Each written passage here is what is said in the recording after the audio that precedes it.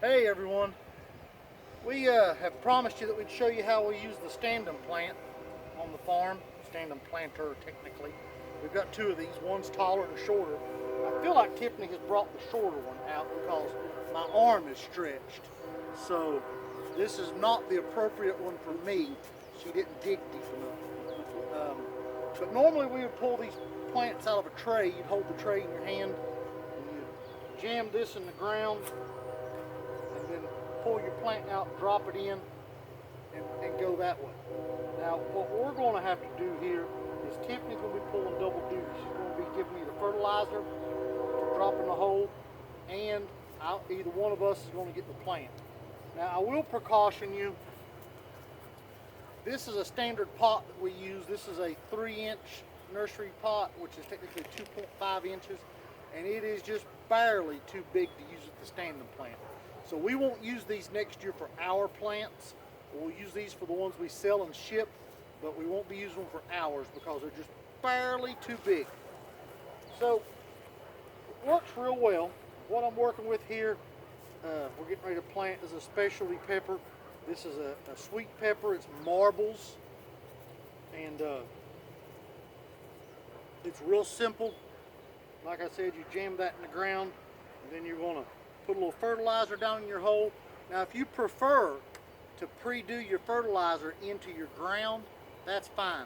But we heavily amended this soil with composted cow manure and some other composts, and so we're just going to put fertilizer literally only where we need it, so as to not waste it. So Tiffany's going to put what we would consider a handful down in here, and then I'm just going to drop the plant right on top of it. This is an organic fertilizer. It is the Espoma Garden Home. Yep. If you were using a chemical fertilizer, you really have to be real careful about burning your plant. And it's just that simple right there. Now, if I didn't have this tag that I wanted to put on it, I wouldn't even have to bend over. But we're going to put that tag in there, and then I'm just going to simply step across and get this other hole. That dirt didn't get tilled as well. Tiffany will drop a little fertilizer in. And you squeeze this handle as you come out to hold it open, and that allows the dirt to fall back in.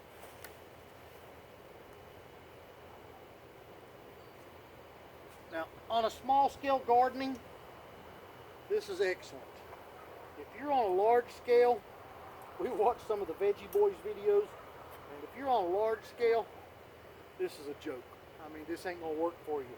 But we don't have huge tractors and huge equipment. We do got tractors, but not like what a big farm does.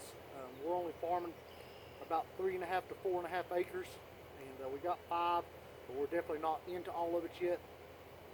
So we just don't use it. And like I said, just shove it in the hole. This works well on this fabric that we use. This one, we're moving into a different variety. This is Tinkerbell. I can't remember if Tiffany picked this out or if Morgan picked this out. I have a few Disney fanatics in the house, so I'm pretty confident the name sold them on it. Well, I mean, if there's one called Cinderella, we probably would have got it too.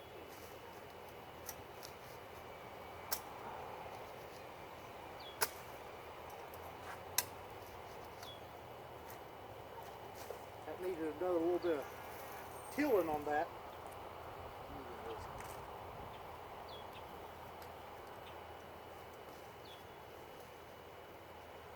It works. Plants under the ground. And I just simply take my foot and tap it just a little bit if the dirt don't fall back exactly the way I want it to.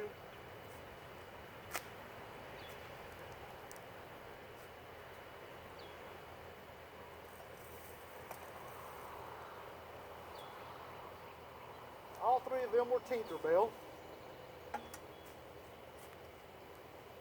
That one didn't exactly fall in the way I wanted it. That's my fault, not its. I didn't do my job right. And you can see all that. Now this is a Ramiro yellow. We've also got Ramiro reds down here we're going to be working with.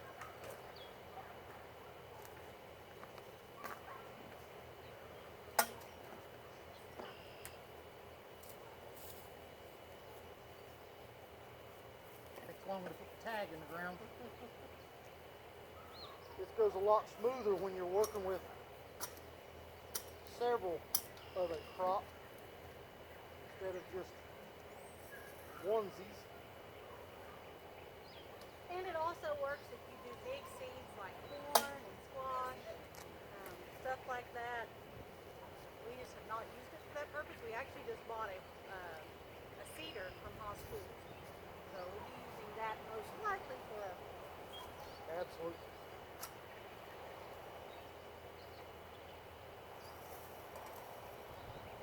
Yeah, back problems, this definitely helps with that.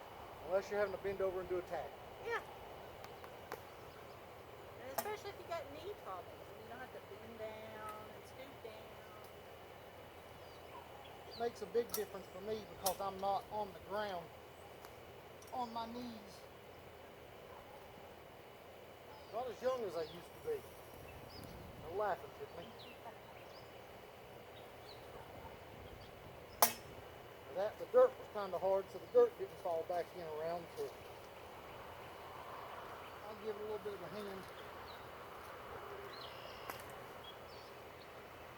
Okay.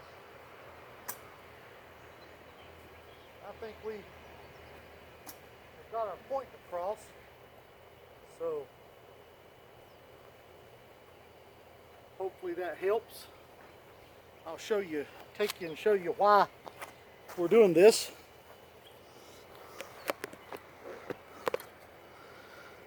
This is a new plot. Got this set up. These are all cayenne types down this side.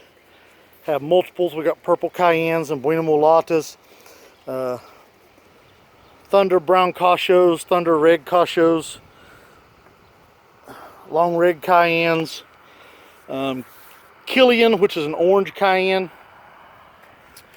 But we got to get all these in the ground. That's what I'll be doing a lot of the day tomorrow after I do a service on the John Deere tractor. But I've got to get all of these put in the ground. Time is up. Some of these guys, this little purple UFO already has a pepper on it.